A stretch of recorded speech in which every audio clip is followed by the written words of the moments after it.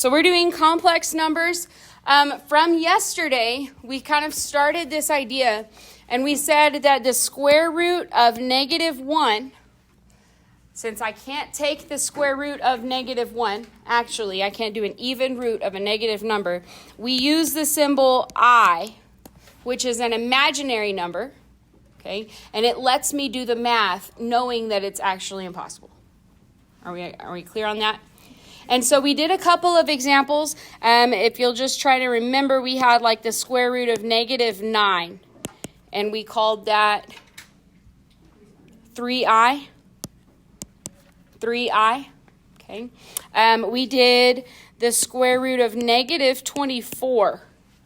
Square root of -24. 2i square root 6. So if you're lost on that, we took 24 down to prime factors, and we grouped what we could send out. How many can I send out of a -1? Yeah, I'm going to get to send I every time. I'm not ever going to have a pair of -1s. But if I have one -1, then I write I on the outside of my radical sign. Okay? These are called imaginary numbers. But our title for today is called complex numbers. Complex numbers. So now we need a definition for complex numbers. So we're going to write down a complex number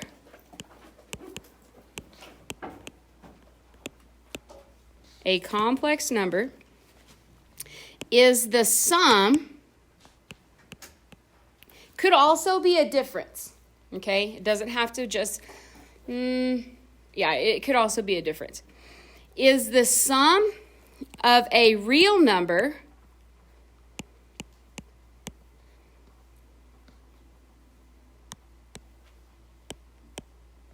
and an imaginary number.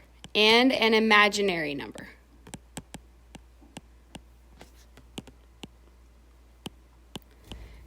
Real numbers and imaginary numbers are not alike. They're not like terms, so they don't get to combine. So you might see a complex number as A plus BI. This is standard form of a complex number.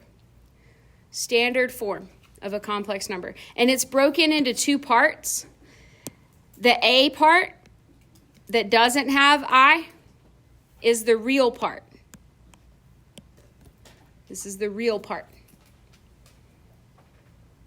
And the B part, or the BI part, that does have I, is called the imaginary part. This is imaginary. Okay? Any questions on that? Everybody up to speed so far? Okay. So let's go almost into example 2. It says you can plot imaginary numbers. You can plot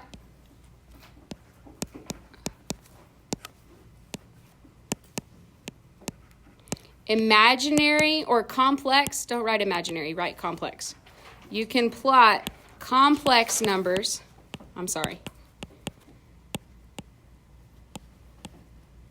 You can plot complex numbers in the complex plane.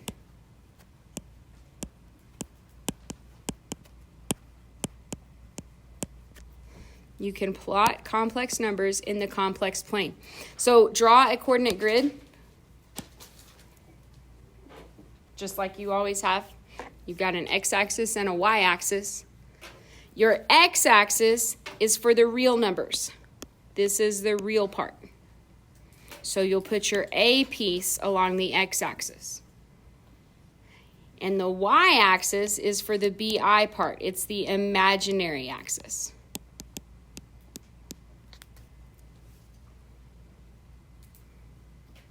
Can you see? Okay. So for example 2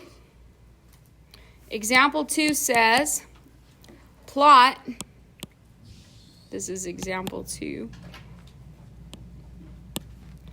Plot 3 minus 4i.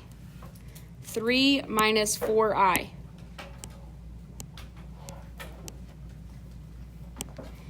So the 3 is real. It's a positive 3. So what am I going to do with it? Say it louder. Yeah.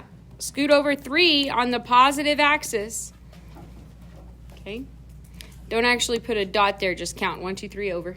And then what? Down 4. Why down? Because it's negative. So this is the location of the complex number 3 minus 4i. We went to the right 3 because 3 was positive. We went down 4 because 4i was negative.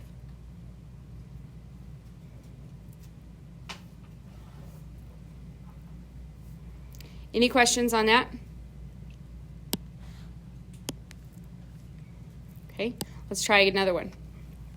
This time let's plot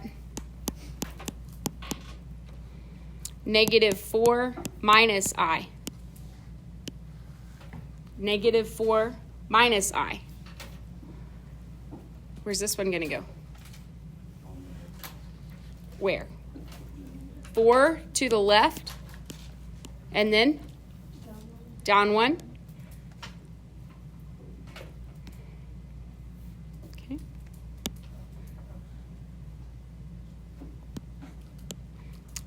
One more. Plot 2i. Yeah, just up 2 on the y-axis. We actually don't have any x part, any real part. Just up 2 on the y-axis. How's that? Pretty good? Okay. All right, here's our next piece of information. Okay.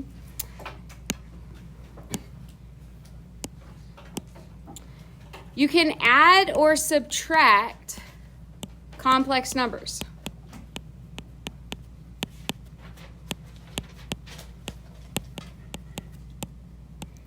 The name of the game here, when you're adding or subtracting, is to combine like terms. Combine like terms. So like terms here would be the real parts and the imaginary parts. You're going to keep the real with the real and the imaginary with the imaginary. So this is going to be example 3. And we have, it says add, as if you didn't understand what to do based on the problem. Add 3 minus 4i. That's a binomial, so you're going to group it with parentheses. Add 3 minus 4i plus 2 plus 5i. 3 minus 4i plus 2 plus 5i. And it's as straightforward as it looks. Combine your like terms. So I see 3 plus 2, 5, a negative 4i, and a positive 5i make plus 1i, or plus I. So 5 plus I is our answer there. 5 plus I. Good? Okay. Why didn't you put the 1? Say it again. Why didn't you put the 1 in front of the I? Okay, so the question is, why didn't we write the 1 in front of the I? In short, you could have. You could put 1i, but you don't have to. Anytime my coefficient is 1, it's understood. Quantity should be 1, so you don't actually have to. All right, here's part B of example 3. Part B, this time it says subtract. Subtract. And so we have negative 5, my bad. Negative 5 plus 7i minus, open parentheses, squeeze that second binomial in here, negative 11 plus 2i. So minus negative 11 plus 2i. And what happens here when I'm trying to subtract and I'm subtracting a whole second binomial? Yeah, I got to distribute the negative. Otherwise, I'm only subtracting the negative 11, the first term. And I'm supposed to subtract the whole second binomial from the first. So we push the negative through. So negative times a negative makes this plus 11. And a negative times a positive 2i makes that going to be minus 2i. So we've got negative 5 plus 7i plus 11i minus 2i. Okay? The subtraction ones will hurt if you miss that part. Subtraction's scary, but you should have already seen this before when we did polynomials. Once you've got it distributed, now you just combine like terms. So a negative 5 plus an 11 makes 6, and then 7i minus 2i, positive 5i. Okay, that's not scary. It's just one thing that you have to remember. Do y'all need try it, or are we okay to move on? Good? Okay. Okay, so besides adding and subtracting complex numbers, what else do you think we could do? Oh, yeah, we could multiply and divide. Okay, so this is going to be multiplying complex numbers. Multiplying complex numbers.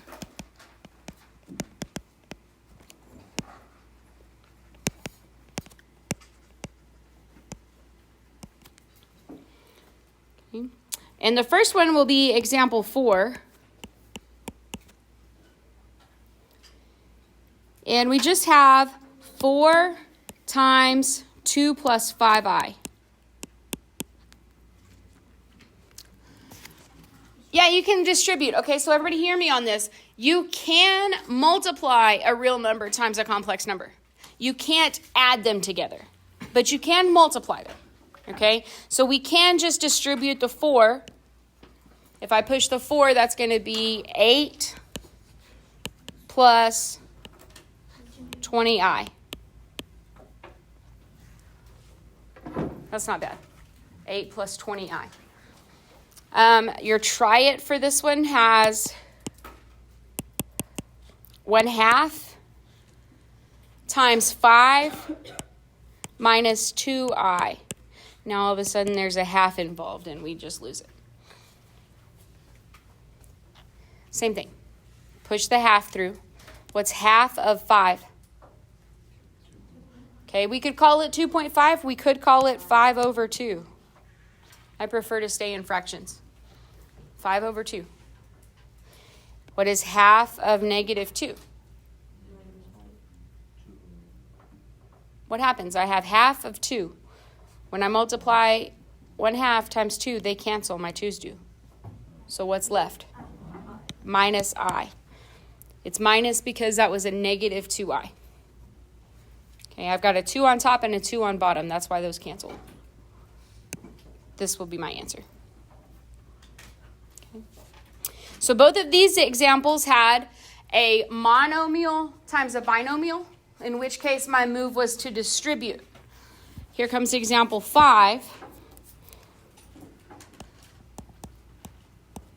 And this time I'm actually not, I'm still distributing, but it's not a monomial and a binomial. This time it's 4 plus 3i times 2 minus 5i. How do I know that they're multiplying and they're not adding or subtracting? There's no sign in the middle. So if I had seen a sign in the middle, it would squeeze right here. It could be plus or it could be minus. The fact that there's not anything in between means they're stuck together like a magnet. And magnet means multiply when I see those two things. Okay. We could still distribute here. It just looks like FOIL. It's still just distribution. So we're going to do 4 times 2, 8. 4 times negative 5i minus 20i. And we're going to take the 3i and push it through both pieces. So 3i by 2, positive 6i, and 3i by negative 5i, minus 15i squared. And so from yesterday, this ought to be sounding all kinds of alarms. This I squared piece of information. Okay, so we go back to The square root of negative 1 is I. If I square both sides, I squared is negative 1. Okay, so now every time I see I squared, when I'm multiplying these dudes out, every time I see I squared, I get to actually replace that with negative 1.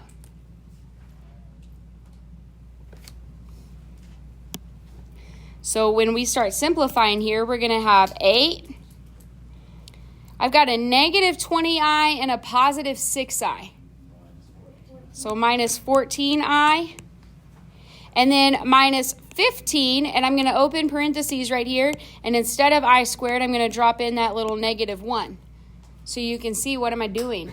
I'm multiplying negative 15 by negative 1. How does that come out?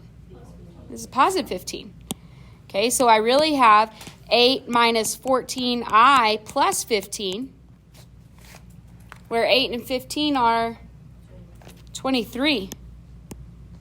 So I got 23 minus 14i. That's our final answer there. Okay, let's try one more of those. This is a try it for this kind of problem. You've got 3 minus 4i times 2 plus 3i. I'll give you a minute to get it worked out, and then we'll come right back. 18 plus I? Yeah. We get there? Did I rush you? No. Okay.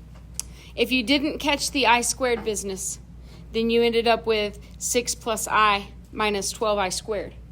And you're not ever going to leave an I squared in your sentence. There's simplifying to be done. Okay. Any questions on that? No? Okay, if you ever have I squared left over, you're wrong. And I'll count it wrong on a test, because that's not where we leave it. Okay, so we've done adding, we've done subtracting, we've done multiplying. What's next? Dividing complex numbers. Okay, dividing complex numbers. So when we divide, it's just like when we had radicals. We were dividing radical numbers. We never wanted to have a radical sign in the denominator. Never wanted to have a radical in the denominator. Same idea with the complex numbers. We don't want anything complex or anything imaginary in the denominator. Okay? So we multiply by what we call the complex conjugate. You learned about conjugates before when we multiplied with radicals. All right? So to find a complex conjugate, to find the complex conjugate. That's not how you spell conjugate. There we are. To find the complex conjugate, keep the sign of the real number. Change the sign of the imaginary number.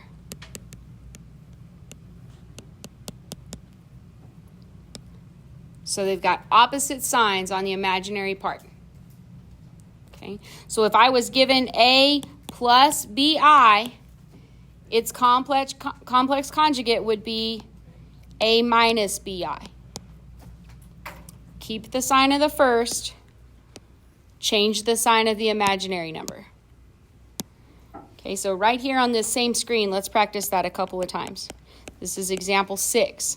And all our instructions say here are find the complex conjugate.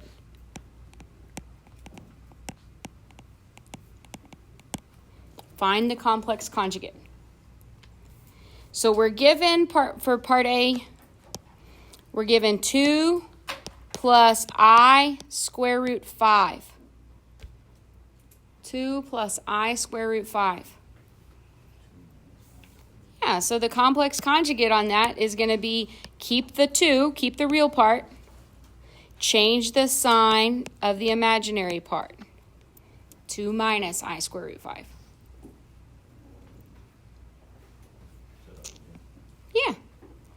So for part B, they give us negative 1/2 I. Negative 1/2 I. So our complex conjugate is going to be positive 1/2 I. Only part we have there is the imaginary part. So all we do is change its sign. Questions? Okay, so how do we use that? First of all, what time does this bell ring? 15? Sweet, we're cooking. All right, example 7 then. Example 7.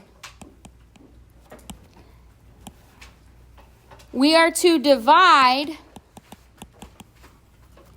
2 plus 5I by 4 minus I. These are our instructions. Divide 2 plus 5I by 4 minus I. So we could go ahead and put that in a fraction, 2 plus 5I divided by 4 minus I. The problem here is we can't end up with the complex portion or an imaginary part in the denominator. So in order to get rid of it, or in order to simplify, we need to multiply by the conjugate. Multiply by what? Where's the problem? The issue here is in the denominator. So we want to multiply by the complex conjugate of the denominator. Everybody hear that? Multiply by the complex conjugate of the denominator, which is going to be what? 4 plus I. Now, the only way I get away with multiplying by something new in the middle of an expression is if that new thing equals 1. It's got to equal 1. So I got 4 plus I in the bottom. I need to multiply by 4 plus I on the top as well. Otherwise, I'm changing values, and that's not allowed. Okay? So now we're going to distribute across the top and across the bottom. Y'all with me? Okay. So we're pushing that 2 through first. 2 times 4, 8. 2 times I plus 2I.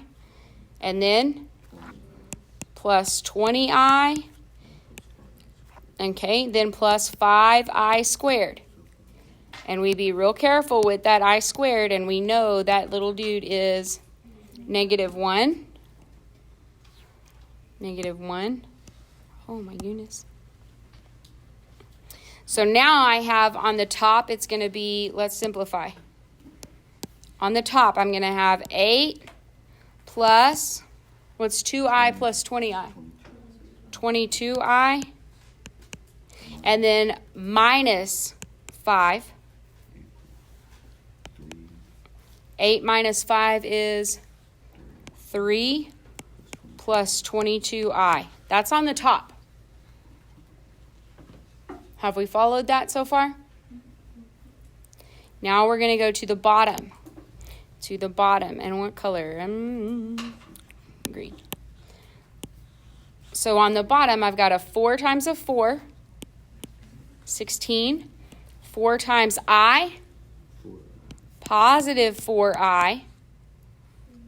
Negative I times 4. What's that? What happens with those middle pieces? Woo! That's what we wanted. And then we've got negative I times I minus I squared. What is that I squared? Okay, again, every time I see I squared, that makes -1. So on bottom, when we start writing that and reducing it down, I lost my 4I and my -4I, which is awesome. That's what we wanted. That's why we multiply by the complex conjugate, because now I can get rid of the imaginary stuff. No, it's a 16, and then I've got a negative minus -1. Right? And so the minus -1 came from this minus, and this is -1. So minus -1 makes it plus 1. So on bottom, I have 17. So 3 plus 22i over 17. Wait, can you remember that again? How you got the plus 1? The plus 1? Yeah, so it comes from, this was minus I squared, but I squared is negative 1. So I'm subtracting negative 1. So I wrote 16 minus negative 1. And again, when I have those two minuses side by side, they become positive, positive. So 16 plus 1 would be 17 on the bottom.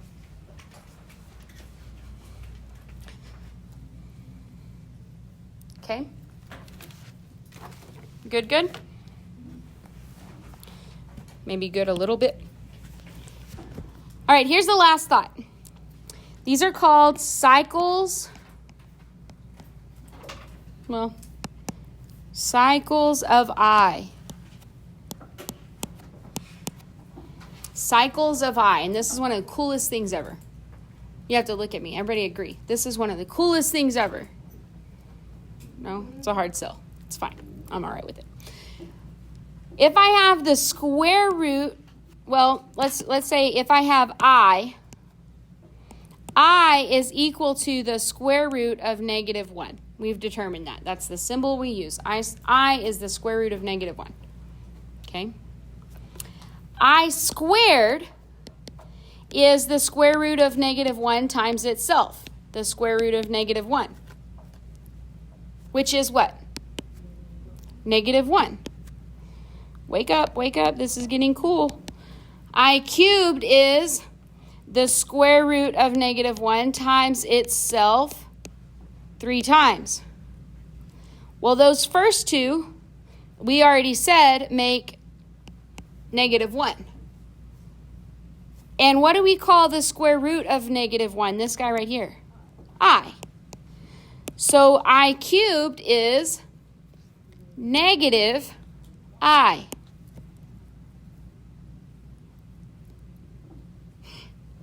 You see? Let's keep going. I to the 4th. That's the square root of negative 1 times the square root of negative 1 times the square root of negative 1 times the square root of negative 1. I got 4 of them. Well, every time I have a pair of these, they make negative 1. So what's I to the 4th? Positive 1. Positive 1. Are you seeing it? Okay. Last one.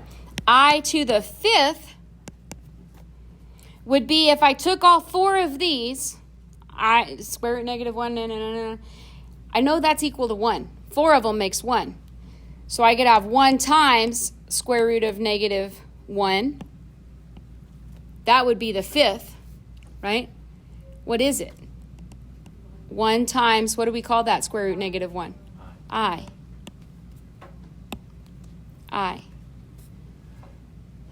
So the cycle started over. That's why we call it cycles of I. Because by the time I got to the 5th one, I'm back to where I started. I to the 5th is I. Okay? So here's what we know. I to the 1st is I. I squared is negative 1. I cubed is negative I. I to the 4th, can you remember? 1. By the time I get to I to the 5th, the cycle repeats. I to the 5th is back to I. So what do you think I to the 6th is going to be? Negative 1. Can you tell? You can see what's happening? Okay, so here's example 8. This is the last thing we've got for today. It says, evaluate I to the 35th power. Evaluate I to the 35th. So your option is start at the top and count 35 times through the cycle, or go to the nearest multiple of 4. Which is what, Tate? 32. Okay, I to the 32nd power. That's a multiple of 4. Was that Judson? Sorry. That's a multiple of 4. So I to the 32nd power puts me on I to the 4th level. You with me? I to the 32nd power is equal to whatever I would have at I to the 4th. So then I've got to get to the 35th. So I count through my cycle from there. 32, 33, 34, 35. Can you tell? You see what just happened? I went to I to the 32nd, and then I carried on to find where I'm supposed to land. I to the 35th power is equal to negative I. Because on 35, I was at level I cubed equals negative I. Why didn't you just go down to like from I-32 to I to the power of 5? Sorry. Because I just repeated the cycle. It's the same thing as going back to I. Because I to the 5th is the same as I to the 1st. So these 2 rows down here were just me showing you that it's cyclic. The cycle repeats. Okay, really you should have 4 levels. Okay, so here's a try it. You're welcome, Mr. Fawcett. I can keep going. Every time you put up, I get a little bit longer winded. How about I to the 18th?